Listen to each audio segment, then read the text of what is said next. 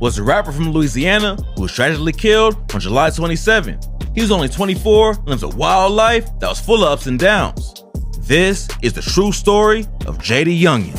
On July 27th, police in Jay's hometown of Bogalusa, Louisiana responded to a call of a shooting. When they pulled up to the scene, they found that one of the victims had already been rushed to a local hospital and another victim was still at the site of the shooting in critical condition. While they were trying to figure out what went down, another shooting happened nearby, and police think they might be related. Later that night, the Bogalusa Police Department issued an update on Facebook confirming that JayDaYoungan had been shot and killed, and one of his family members was the second victim. Jay's dad is allegedly the second victim, but it ain't been confirmed yet. Luckily, his family member survived and is in stable condition, but Jay tragically passed away. Before his death was confirmed, a woman who is allegedly Jay's sister hopped on Twitter and said the rumors about him dying was false. She wrote, "Shut up, y'all know what the y'all talking about for real." Then, "Ain't nobody dead, stop eating and go read a book." She topped it all off by writing, "I hate you internet freaking stop trying to confirm shit y'all don't fucking know, bullshit asses." Apparently, Jay was still alive at the time, but unfortunately, things took a turn for the worse and he passed later that night. The mayor of Bogalusa, Wendy Perrette, put out a statement asking for help from Jay's hood. She said, "The senseless shooting in Bogalusa is another tragic reminder of the pain that violent crime brings with it. My thoughts and prayers are with the victims' family and friends. As your mayor and as a mother, I plead on behalf of our community and our children. Today must mean enough is finally enough. Stop the violence. See something, say something." No one knows who was behind the shooting yet, but investigators on the case say that the violence was retaliatory. Jay been in trouble with the law in the past, and he actually just got out of prison in June for possession of a firearm while under indictment.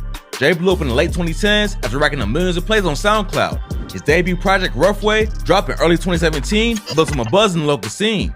Then, his track Interstate went viral on YouTube and hit over 4 million views in under a month. By this point, Jay already had enough momentum to be considered for XXL's 2018 freshman list. He stayed on his grind and dropped 3 more tapes: The Real Jumpman's 23, Wake Up, and Taking Off.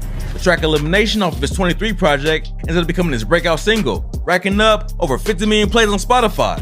His next project, Forever 23, pushed him even further into the spotlight and became his first mixtape to hit the Billboard 200 chart. By the end of 2019, Jay already dropped 10 mixtapes and was becoming one of the hottest new rappers in the South. But even though his career was popping off, he still had a foot in the streets and couldn't stay out of trouble. He ended up missing one of the biggest shows of his life after getting arrested in Florida. Jay was pulled over for speeding on May 11th, 2019 by the Florida Highway Patrol. The cops said they smelled weed, so they searched his whip and found 20 grams of weed, paraphernalia, and pills. Plus, one of the other people in the car had a gun on him. Jay ended up getting arrested and hit with a felony possession of a controlled substance without a prescription. He was out on bail the next day, but still had to cancel his set at Rolling Loud. Then in 2020, Jay was arrested again after he allegedly assaulted his old girl. She called the police and claimed they had a fight. Then, Jay grabbed her hair and started punching her over and over. She was pregnant with their first kid at the time, but Jay also allegedly choked her till she damn near passed out. The police went to his crib in Houston, Texas and raided the house. At first, they couldn't find Jay, but they did find 24 bands in cash, promethazine, oxycodone, and guns. Eventually, the cops found Jay hiding in his attic and booked him for assaulting a pregnant woman and illegal drug possession. Jay's ex later posted photos of her bruises on social media after getting into an argument with a rapper named Cuban Doll. His ex tagged Cuban Doll and said, "This what I'm blackmailing them on? This what the little joke was about on live," with pics of her black eye and bruises on her neck and body. Even though Jay was arrested for assault, the two of them ended up getting back together pretty fast. Just a few weeks later, they both got arrested at an Airbnb in Georgia when cops found bottles of lean, pills, 11 guns, and over 2 bands in cash. They both got hit with narcotics possession, tampering with evidence, and possession of a weapon. But it ain't in there. Later that year, Jay got arrested for domestic violence again after he allegedly attacked his girlfriend. According to the police report, Jay punched, pushed, and grabbed her, which left visible marks and scars. The cops charged him with battery, family violence, and 3 felony fugitive from justice charges. Then, in August 2021, Jay got arrested for driving recklessly at a high speed with his passenger door open. When the cops pulled him over, they found a woman in the car with him and a baby on her lap without a seatbelt. They cited him for careless operation of a vehicle, no child restraint, and driving with a suspended license. This was a serious case. What happened a month later was way worse. On September 16, 2021, Jay got hit with accessory to second-degree murder and obstruction of justice charges related to a deadly shooting that happened in 2020. Jay posted a video of himself getting arrested and captioned it with, "I only want to change my city. Judgment of unreliable sources ain't right. I'm an artist, not a statistic. Rumors started flying about what the arrest was for, but eventually, more info was released about what went down. The murder happened at a birthday party in Louisiana for a woman named Big Ray. She hired some local club promoters to help bring in a crowd, and over 100 people showed up to the party on August 8, 2020. At around 8 p.m. that night, a group of dudes pulled out automatic weapons and started dumping shots into the crowd. 3 people got hit during the shooting, and unfortunately, one of them died from their injuries. She was a 21-year-old from New York named Zion Hutchinson, who was staying in Baton Rouge at the time. A few days after the shooting, the police arrested a 30-year-old named Brandon Perry and a 23-year-old named Tommy Diamond for second-degree murder and 2 counts of attempted murder. Then, a dude named Craig Brown got booked too, but Brown wasn't a shooter. He was just a club promoter who they charged with possession of illegal drugs with intent to distribute, negligent homicide, and 2 counts of negligent injury. Even though he wasn't involved with the shooting, cops still thought he was responsible because he helped run the event. Then Big Ray was also arrested and charged with negligent homicide and negligent injury because the shooting happened at her party. Eventually, the cops tracked down 2 more alleged shooters in Texas and Montana.